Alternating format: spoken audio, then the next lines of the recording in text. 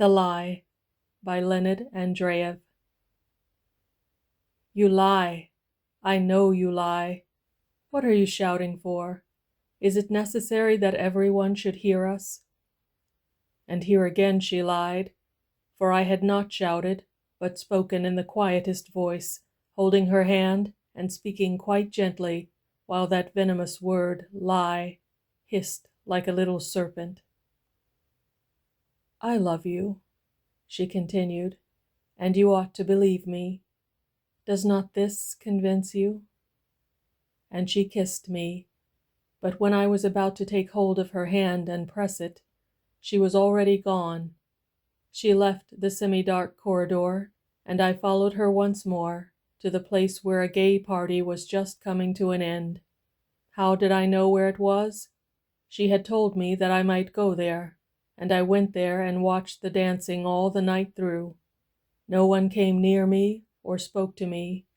I was a stranger to all, and sat in the corner near the band. Pointed straight at me was the mouth of a great brass instrument, through which someone hidden in the depths of it kept bellowing, and every minute or so would give a rude staccato laugh. Ho, ho, ho! From time to time, a scented white cloud would come close to me.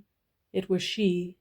I knew not how she managed to caress me without being observed, but for one short little second her shoulder would press mine, and for one short little second I would lower my eyes and see a white neck in the opening of a white dress, and when I raised my eyes I saw a profile as white, severe and truthful as that of a pensive angel on the tomb of the long-forgotten dead. And I saw her eyes. They were large, greedy of the light, beautiful and calm. From their blue-white setting, the pupils shone black, and the more I looked at them, the blacker they seemed, and the more unfathomable their depths. Maybe I looked at them for so short a time that my heart failed to make the slightest impression, but certainly never did I understand so profoundly and terribly the meaning of infinity, nor ever realized it with such force. I felt in fear and pain that my very life was passing out in a slender ray into her eyes, until I became a stranger to myself, desolated, speechless, almost dead. Then she would leave me, taking my life with her, and dance again with a certain tall, haughty but handsome partner of hers. I studied his every characteristic, the shape of his shoes, the width of his rather high shoulders, the rhythmic sway of one of his locks, which separated itself from the rest, while with his indifferent, unseeing glance he, as it were, crushed me against the wall, and I felt myself as flat and lifeless to look at as the wall itself. When they began to extinguish the lights, I went up to her and said, "It is time to go. I will accompany you." But she expressed surprise. "But certainly I am going with him," and she pointed to the tall, handsome man who was not looking at us. She led me out into an empty room and kissed me. "You lie," I said very softly. "We shall meet again tomorrow. You must come," was her answer.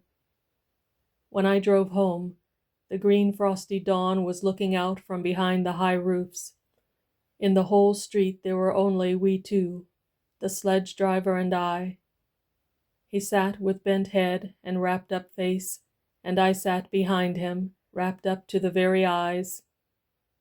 The sledge driver had his thoughts, and I had mine, and there behind the thick walls thousands of people were sleeping, and they had their own dreams and thoughts.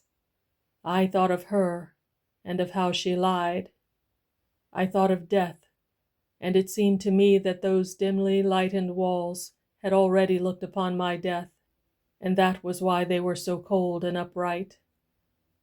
I know not what the thoughts of the sledge driver may have been, neither do I know of what those hidden by the walls were dreaming, but then neither did they know my thoughts and reveries. And so we drove on the long and straight streets, and the dawn rose from behind the roofs, and all around was motionless and white. A cold, scented cloud came close to me, and straight into my ear someone unseen laughed. Ho, ho, ho! She had lied. She did not come, and I waited for her in vain. The gray, uniform, frozen semi-darkness descended from the lightless sky, and I was not conscious of when the twilight passed into evening, and when the evening passed into night. To me it was all one long night. I kept walking backwards and forwards with the same even, measured steps of hope deferred. I did not come close up to the tall house where my beloved dwelt, nor to its glazed door, which shone yellow at the end of the iron-covered way, but I walked on the opposite side of the street with the same measured strides, backwards and forwards, backwards and forwards.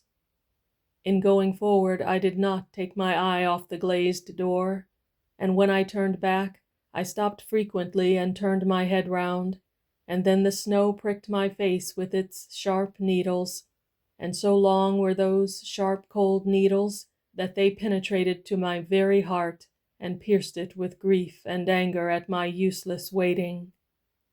The cold wind blew uninterruptedly from the bright north to the dark south, and whistled playfully on the icy roofs, and rebounding cut my face with sharp little snowflakes, and softly tapped the glasses of the empty lanterns, in which the lonely yellow flame, shivering cold, bent to the draught. And I felt sorry for the lonely flame which lived only by night, and I thought to myself, when I go away, all life will end in this street, and only the snowflakes will fly through the empty space, but still the yellow flame will continue to shiver and bend in the loneliness and cold. I waited for her, but she came not, and it seemed to me that the lonely flame and I were like one another, only that my lamp was not empty, for in that void, which I kept measuring with my strides, there did sometimes appear people. They grew up unheard behind my back, big and dark. They passed me, and like ghosts suddenly disappeared round the corner of the white building. Then again they would come out from round the corner, come up alongside of me, and then gradually melt away in the great distance, obscured by the silent falling snow. Muffled up, formless, silent, they were so like to one another and to myself, that it seemed as if scores of people were walking backwards and forwards and waiting, as I was, shivering and silent, and were thinking their own enigmatic, sad thoughts. I waited for her, but she came not. I know not why I did not cry out and weep for pain. I know not why I laughed and was glad, and crooked my fingers like claws, as though I held in them that little venomous thing which kept hissing like a snake. A lie! A lie! It wriggled in my hands, and bit my heart, and my head reeled with its poison. Everything was a lie. The boundary line between the future and the present and the past, vanished. The boundary line between the time when I did not yet exist and the time when I began to be, vanished, and I thought that I must have always been alive, or else never have lived at all. And always, before I lived and when I began to live, she had ruled over me, and I felt it strange that she should have a name and a body, and that her existence should have a beginning and an end. She had no name. She was always the one that lies, that makes eternally to wait, and never comes. And I knew not why, but I laughed, and the sharp needles pierced my heart, and right into my ear someone unseen laughed. Ho, ho, ho! Opening my eyes, I looked at the lighted windows of the lofty house, and they quietly said to me in their blue and red language, "Thou art deceived by her. At this very moment, whilst thou art wandering, waiting and suffering, She, all bright, lovely, and treacherous, is there, listening to the whispers of that tall, handsome man who despises thee. If thou wert to break in there and kill her, thou wouldst be doing a good deed, for thou wouldst slay a lie. I gripped the knife I held in my hand tighter, and answered laughingly, "Yes, I will kill her." But the windows gazed at me mournfully, and added sadly, "Thou wilt never kill her, never, because the weapon thou holdest in thy hand is as much a lie as are her kisses." The silent shadows of my fellow watchers had disappeared long ago, and I was left alone in the cold void, I and the lonely tongues of fire, shivering with cold and despair. The clock in the neighboring church tower began to strike, and its dismal metallic sound trembled and wept, flying away into the void and being lost in the maze of silently whirling snowflakes. I began to count the strokes, and went into a fit of laughter. The clock struck 15. The belfry was old, and so, too, was the clock, and although it indicated the right time, it struck spasmodically, sometimes so often that the gray, ancient bell ringer had to clamber up and stop the convulsive strokes of the hammer with his hand. For whom did those senilely tremulous, melancholy sounds, which were embraced and throttled by the frosty darkness, tell a lie? So pitiable and inept was that useless lie. With the last lying sounds of the clock, the glazed door slammed, and a tall man made his way down the steps. I saw only his back, but I recognized it as I had seen it only last evening, proud and contemptuous. I recognized his walk, and it was lighter, more confident than in the evening. Thus had I often left that door. He walked as those do whom the lying lips of a woman have just kissed. I threatened and entreated, grinding my teeth. "Tell me the truth!" But with a face cold as snow, while from beneath her brows, lifted in surprise, her dark, inscrutable eyes shone passionless and mysterious as ever, assured me, "But I am not lying to you." She knew that I could not prove her lie, and that all my heavy, massive structure of torturing thought would crumble at one word from her, even one lying word. I waited for it, and it came forth from her lips, sparkling on the surface with the colors of truth, but dark in its innermost depths. "I love thee. Am not I all thine?" We were far from the town, and the snow-clad plain looked in at the dark windows. Upon it was darkness, and around it was darkness, gross, motionless, silent, but the plain shone with its own latent coruscation, like the face of a corpse in the dark. In the overheated room, only one candle was burning, and on its reddening flame there appeared the white reflection of the death-like plain. However sad the truth may be, I want to know it. Maybe I shall die when I know it, but death rather than ignorance of the truth. In your kisses and embraces I feel a lie. In your eyes I see it. Tell me the truth, and I will leave you forever, said I. But she was silent. Her coldly searching look penetrated my inmost depths, and drawing out my soul, regarded it with strange curiosity. And I cried, "Answer, or I will kill you!" "Yes, do," she quietly replied. "Sometimes life is so wearisome, but the truth is not to be extracted by threat." And then I knelt to her. Clasping her hand, I wept and prayed for pity and the truth. "Poor fellow," said she, putting her hand on my head. "Poor fellow." "Pity me," I prayed. "I want so much to know the truth." and as I looked at her pure forehead, I thought that truth must be there behind that slender barrier, and I madly wished to smash the skull to get at the truth. There, too, behind a white bosom beat a heart, and I madly wished to tear her bosom with my nails, to see but for once an unveiled human heart. And the pointed, motionless flames of the expiring candle burnt yellow, and the walls grew dark and seemed farther apart, and it felt so sad, so lonely, so eerie.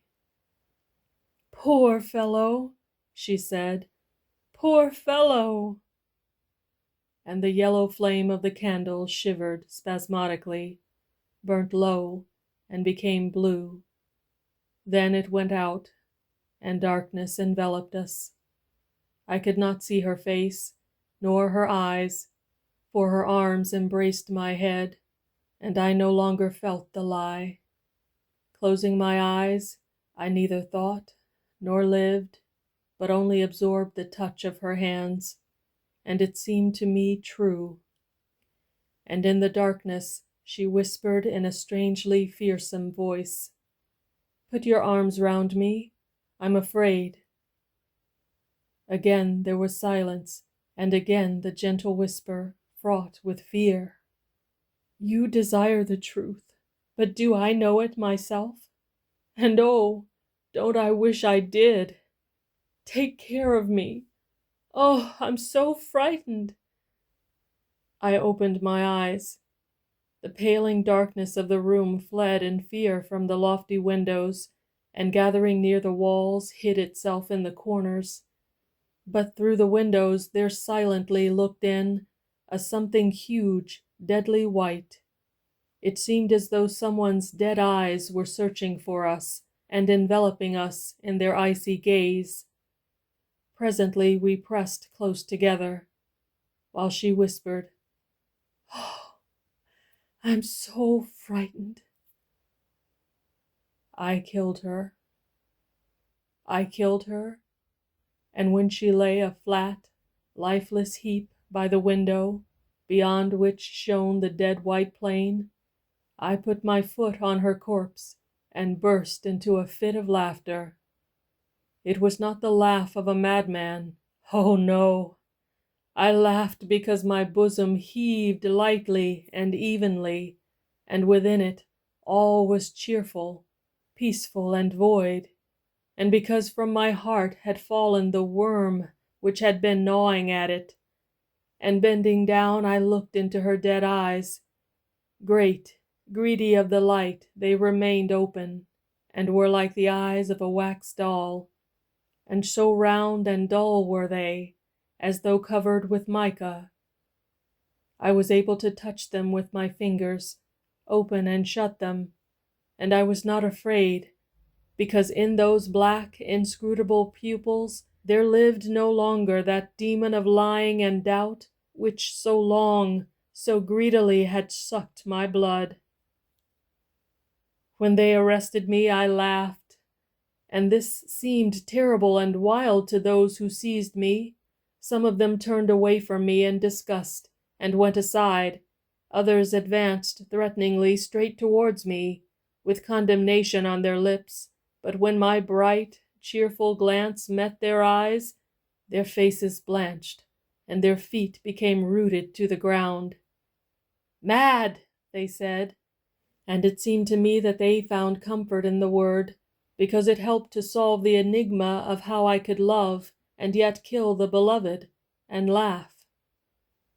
One of them only, a man of full habit and sanguine temperament, called me by another name, which I felt as a blow, and which extinguished the light in my eyes. "Poor man," said he in compassion, although devoid of anger, for he was stout and cheerful. "Poor fellow." "Don't!" cried I. "Don't call me that!" I know not why I threw myself upon him. Indeed, I had no desire to kill him, or even to touch him. But all these cowed people who looked on me as a madman and a villain, were all the more frightened, and cried out so that it seemed to me again quite ludicrous. When they were leading me out of the room where the corpse lay, I repeated loudly and persistently, looking at the stout, cheerful man, "I am happy! Happy!" And that was the truth. Once, when I was a child, I saw in a menagerie a panther, which struck my imagination and for long held my thoughts captive.